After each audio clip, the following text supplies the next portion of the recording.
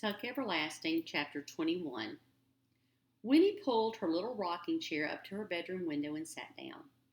The rocking chair had been given to her when she was very small, but she still squeezed into it sometimes when no one was looking, because the rocking made her almost remember something pleasant, something soothing that would never quite come up to the surface of her mind, and tonight she wanted to be soothed. The constable had brought her home. They had seized her at once, flinging the gate open and swooping down on her mother weeping, her father speechless, hugging her to him, her grandmother babbling with excitement. There was a painful pause when the constable told them she had gone away of her own free will, but it only lasted for a moment. They would not believe it, and her grandmother said, "It was the elves. We heard them. They must have bewitched her." And so they had borne her into the house, and after she had taken the bath they insisted upon, they fed and petted her and refused with little laughs and murmurs to accept her answers to their questions. She had gone away with the Tucks because, well, she just wanted to. The Tucks had been very kind to her, had given her flapjacks, taken her fishing. The Tucks were good and gentle people.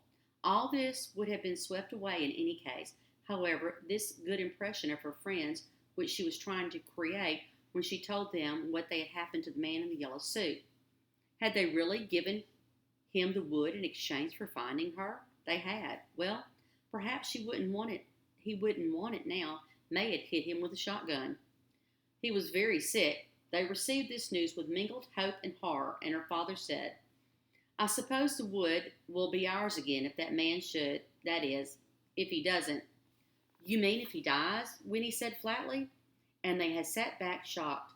Soon after they put her to bed with many kisses, but they peered at her anxiously over their shoulders as they tiptoed out of her bedroom, as if they sensed that she was different now from what she had been before, as if some part of her had slipped away. Well, thought Winnie, crossing her arms on the windowsill, she was different. Things had happened to her that were hers alone and had nothing to do with them. It was the first time, and no amount of telling about it could help them understand or share what she felt. It was satisfying and lonely both at once. She rocked, gazing out at the twilight, and the soothing feeling came reliably into her bones. That feeling, it tied her to them, to her mother, her father, her grandmother, with strong threads to an ancient and precious to be broken.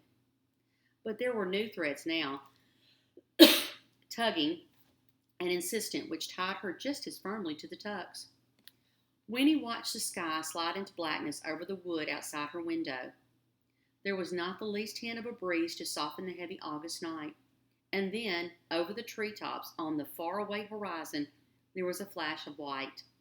Heat lightning. Again and again it throbbed without a sound. It was like pain, she thought, and suddenly she longed for a thunderstorm.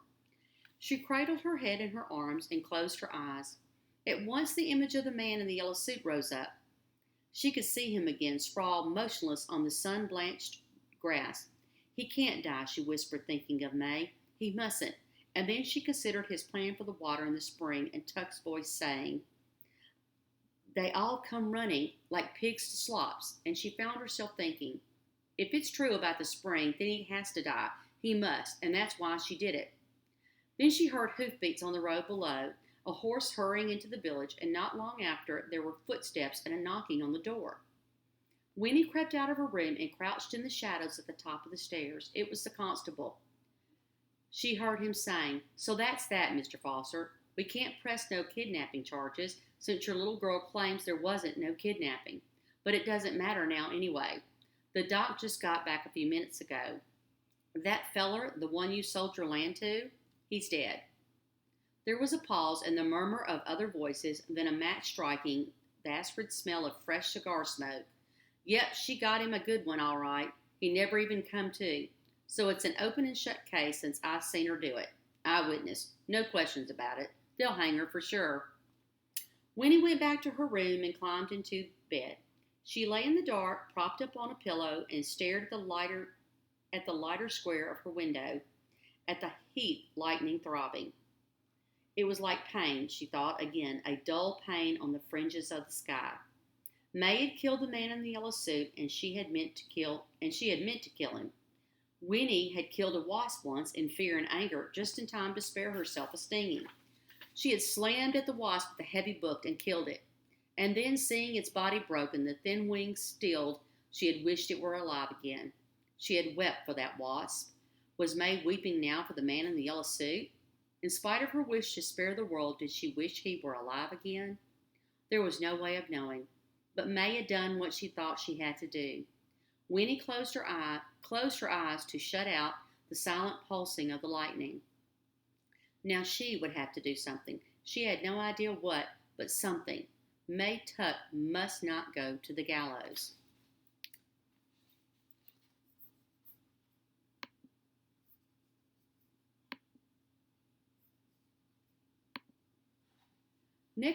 Chapter 22. Next morning, Winnie went out to the fence directly after breakfast. It was the hottest day yet, so heavy that the slightest exertion brought on a flood of perspiration and exhaustion in the joints. 2 days before, they would have insisted that she stay indoors, but now, this morning, they were careful with her, a little gingerly, as if she were an egg. She had said, "I'm going outside now," and they had said, "All right, but come in if it gets too hot, won't you, dear?" And she had answered yes. The earth, where it was worn bald under the gate, was cracked and hard as a rock, a lifeless tan color, and the road was an aisle of brilliant velvet dust. Winnie leaned against the fence, her hands gripping the warm metal of the bars, and thought about May behind another set of bars in the jailhouse. And then, lifting her head, she saw the toad. It was squatting where she had seen it first across the road. "Hello," she said, very glad to see it. The toad did not so much as flick a muscle or blink an eye. It looked dried out today, parched. "It's thirsty," said Winnie to herself. "No wonder on a day like this." She left the fence and went back into the cottage. "Granny, can I have some water in a dish? There's a toad out front that looks as if he's just about to die of thirst." "A toad?" said her grandmother, wrinkling her nose in disgust. "Nasty things, toads."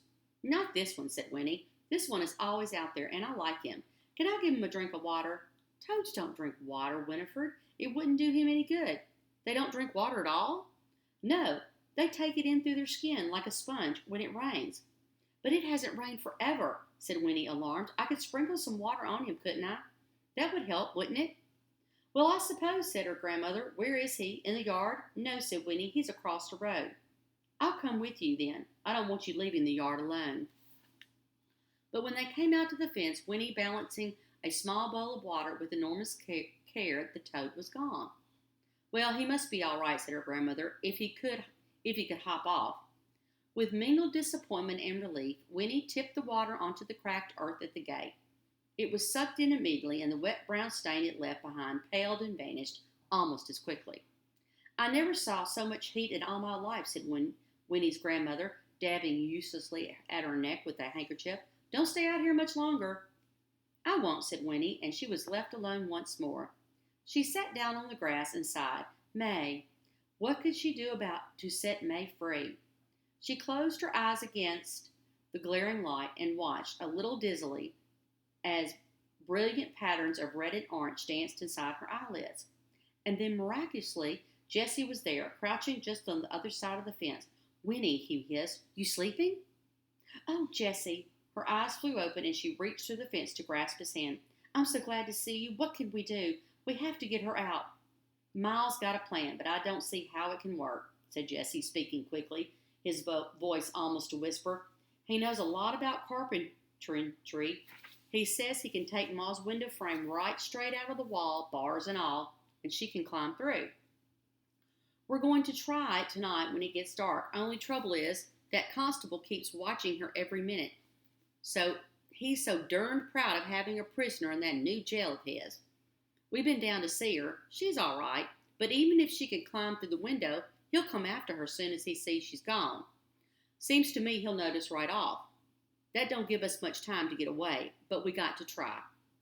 There ain't no other way. Anyhow, I came to say goodbye. We won't be able to come back here for a long, long time, Winnie, if we get away. I mean, they'll be looking for Ma.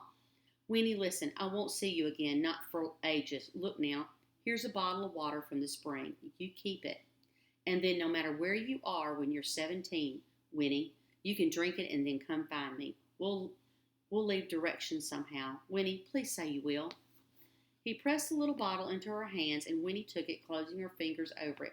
"Jessie, wait," she whispered breathlessly, for all at once she had the answer. "I can help. When your mother climbs out the window, I'll climb in and take her place. I can wrap myself up in her blanket, and when the constable looks in, he won't be able to tell the difference. Not in the dark. I can hump up and look a lot bigger. Miles can even put the window back. That would give you the time to get away. You have at least till morning."